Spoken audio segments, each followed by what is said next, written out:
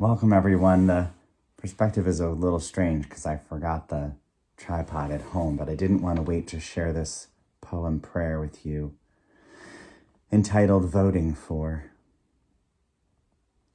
Are you voting for something, someone, or are you voting against something, someone?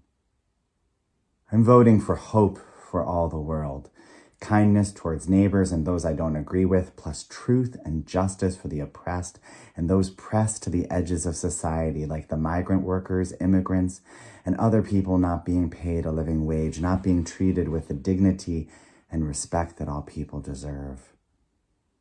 I'm voting for hope, and it includes hope that this week or month, and definitely after the November election, we the people will not think that the work is done.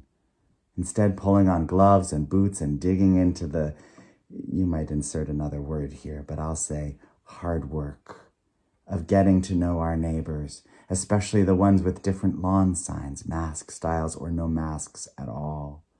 Breaking down the illusionary barriers that social media and unkind words and despairing hearts and despondent souls can so easily create. We can so easily divide ourselves from one another. I'm voting for the hope that God, who in love created humanity, can yet redeem this strange and perplexing experiment and untangle us from us enough to remember that we are all the same flesh and blood. Who was it who wrote that if you prick us, do we not bleed? Look up that quote again or for the first time. For if we do not gain some better mastery of ourselves, we shall all be left bleeding. Where will the courage that is needed come from? The strength to understand that needs breeding, multiplying, come from? The compassion that needs us leading, come from?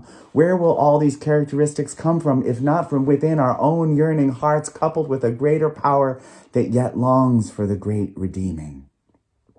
We do not have to cave to our base instincts. We can yet rise to greater aspirational goals, and I am voting for such aspirational goals, and I am voting for hope that can conquer this hate that keeps trying to take ascendancy. I am voting for you to join me in this great work of hope.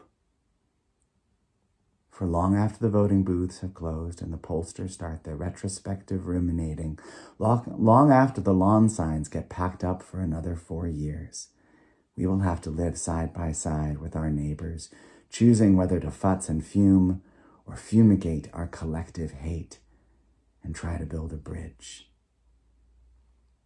Yes, I am voting for hope. And I am hoping that you will join me. Till the next time, everyone. Blessings.